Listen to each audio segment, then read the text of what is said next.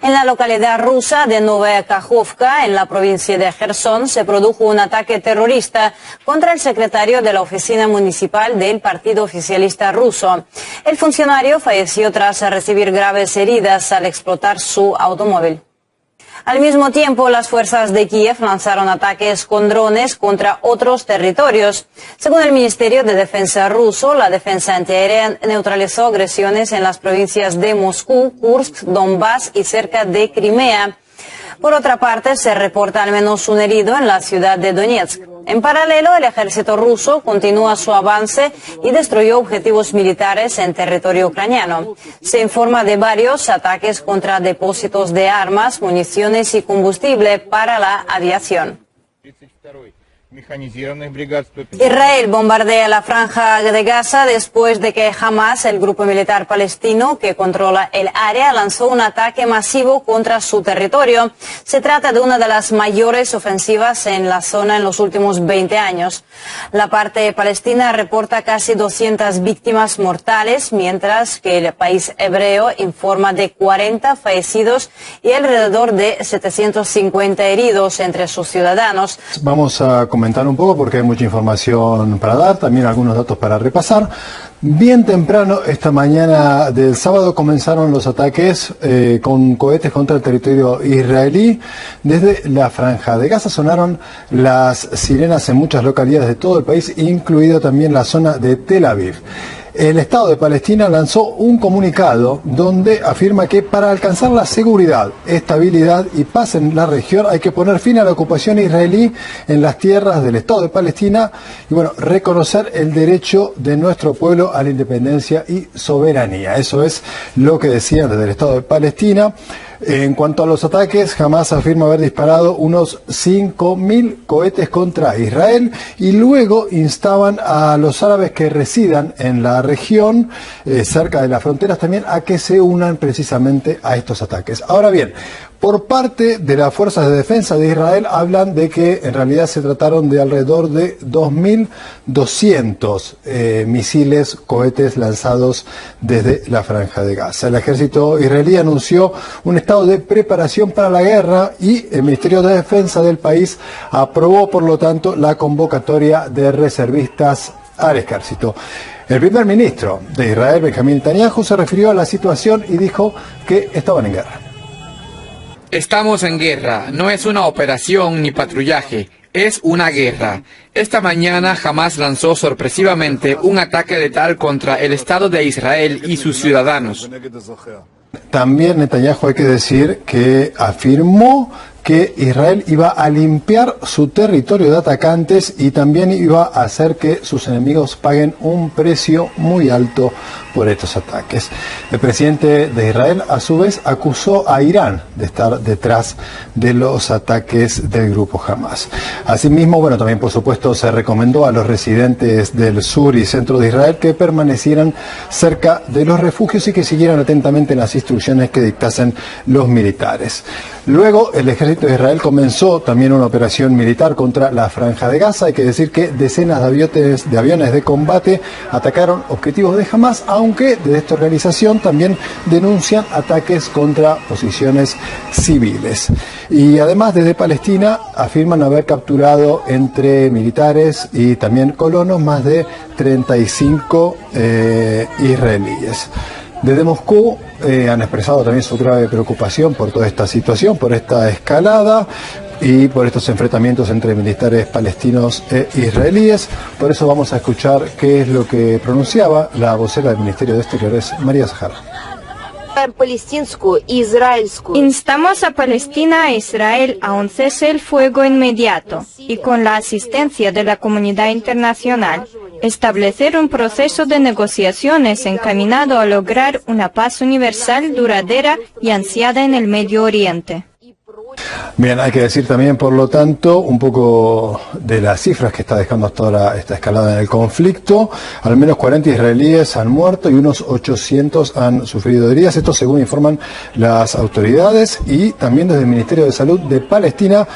informan de cerca de unos 200 muertos y más de 1.600 heridos como consecuencia de los ataques israelíes contra la Franja de Gaza. Por último, Palestina propuso una reunión del Consejo de Seguridad de las Naciones Unidas para analizar un poco toda esta situación en Oriente Medio. ¿A qué se debe esta nueva escalada en el Medio Oriente? Bueno, ciertamente son muchísimas provocaciones las que está sufriendo en este momento el pueblo palestino, no solamente la limpieza étnica que tiene lugar en gran parte de sus territorios, especialmente la Franja de Gaza y el este de Jerusalén, pero son los continuos ataques por parte de extremistas, de colonos radicales que entran en poblaciones palestinas, que asesinan a la población palestina, que quema vehículos, quema hogares, la demolición de viviendas, la demolición de colegios y de proyectos incluso financiados por la Unión Europea.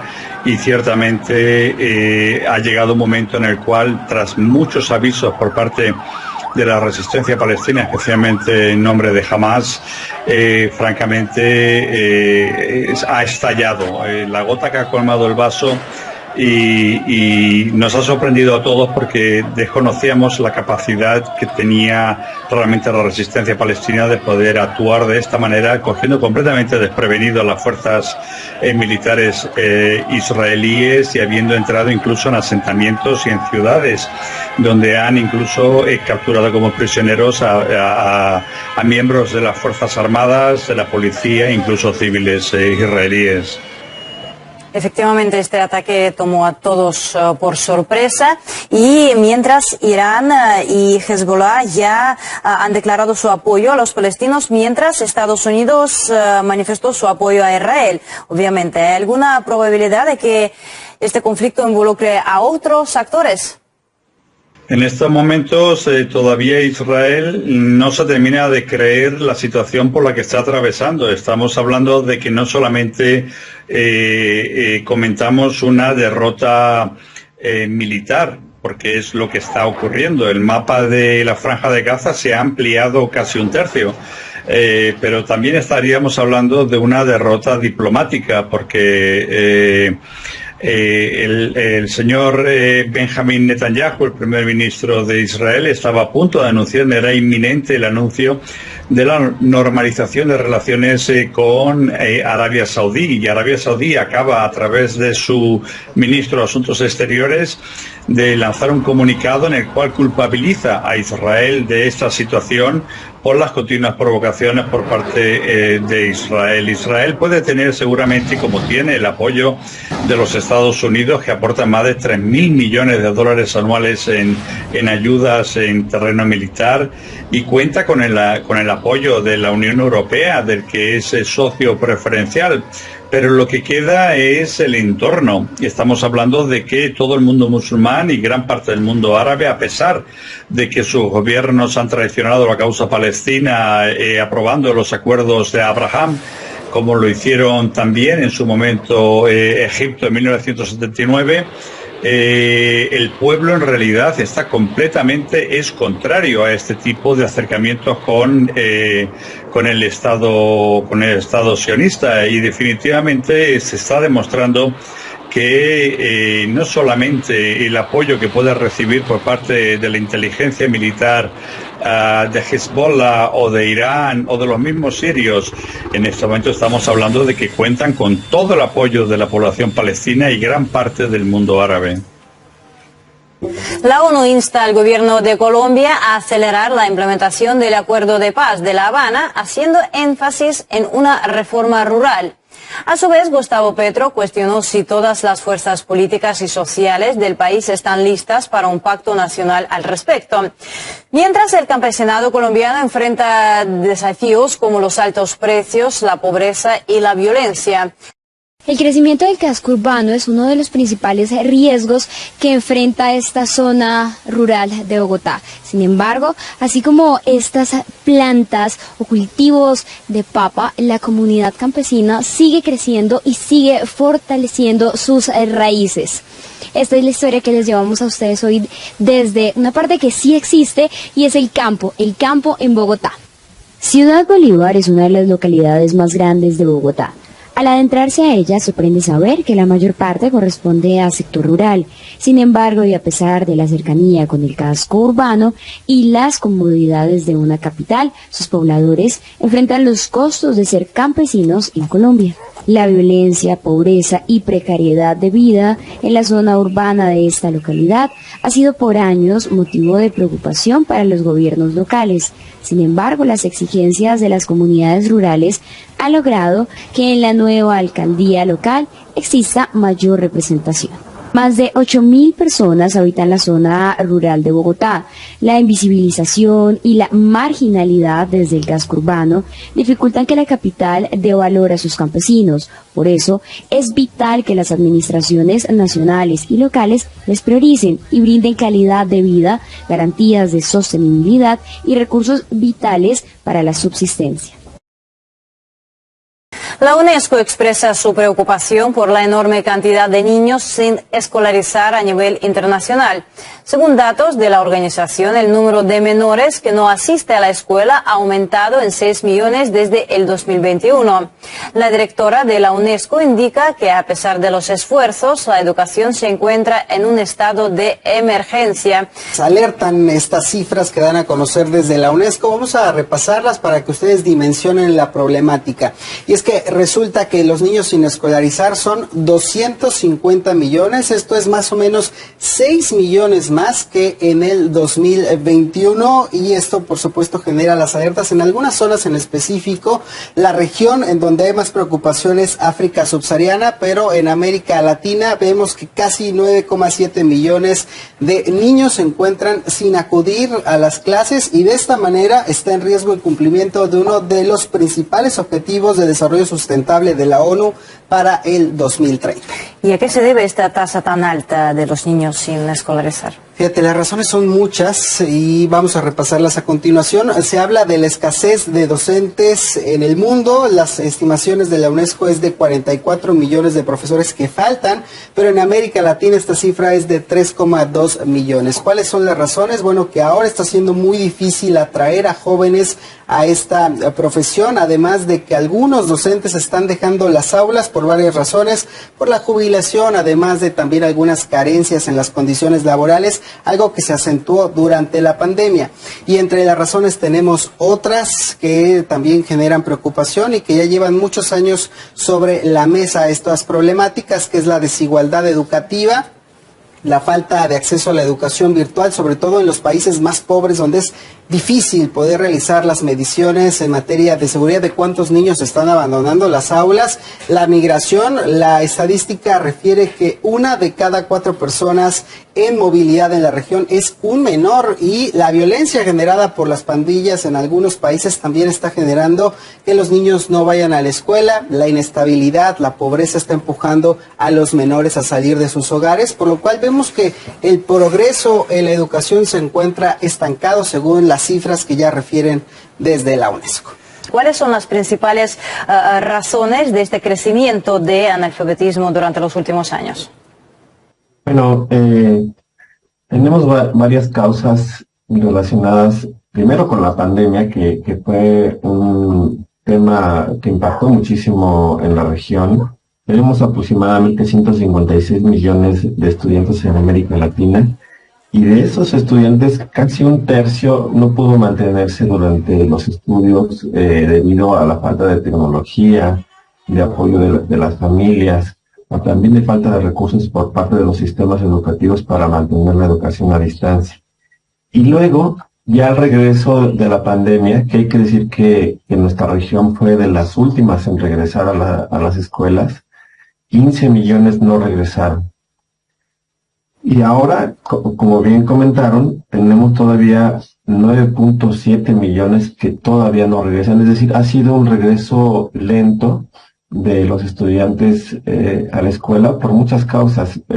Principalmente ha sido las capacidades de las familias para mantener a los estudiantes en las escuelas a causa de la pobreza, pero también otras situaciones como el desánimo propio de los alumnos, de que no ven posibilidades de progreso personal manteniéndose en la escuela. También la violencia en la región ha aumentado 17% la violencia incluso en las escuelas.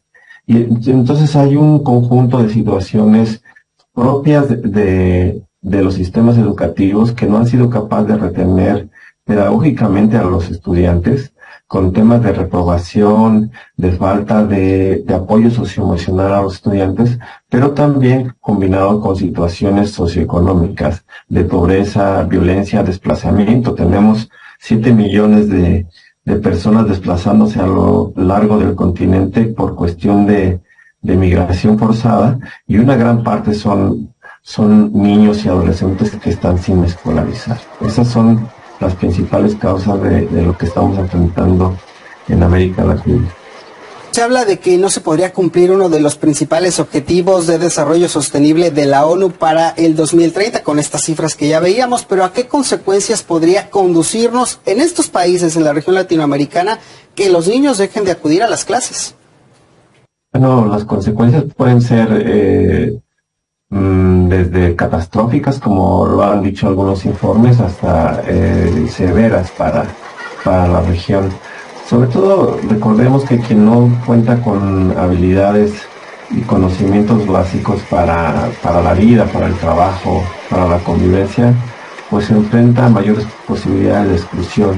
Y lo que se ha demostrado es que, sobre todo en la población joven, hay que recordar que la población en América Latina joven, menos de 25 años, representa el 50% de la población total. Entonces tenemos una población joven que va a enfrentar grandes retos en la próxima década, al 2030 y más allá, y necesitamos que estos jóvenes puedan pronto encontrar formas de movilidad social. Y quien no tiene las habilidades, conocimientos básicos, lo que ha demostrado los diversos informes, por ejemplo, de la Organización Internacional del Trabajo, demuestra que tardan más tiempo en emplearse.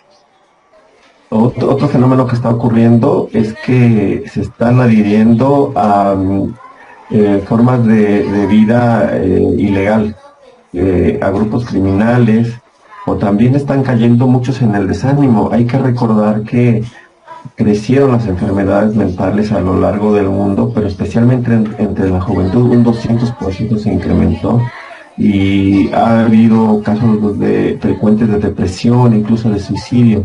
Entonces hay elementos de desintegración social, de falta de productividad de la región y de crecimiento de la violencia gracias a que los jóvenes cada vez se están adhiriendo más a grupos criminales. Y otro asunto que quería comentar rápidamente es el tema de también los conflictos socioemocionales ligados a embarazos tempranos, por ejemplo, a violencia de género, que han crecido en la región gracias a que la escuela no ha acogido a los estudiantes jóvenes. Entonces tenemos un conjunto de problemas que también se pueden exacerbar si no atendemos a este conjunto de alumnos fuera de las escuelas.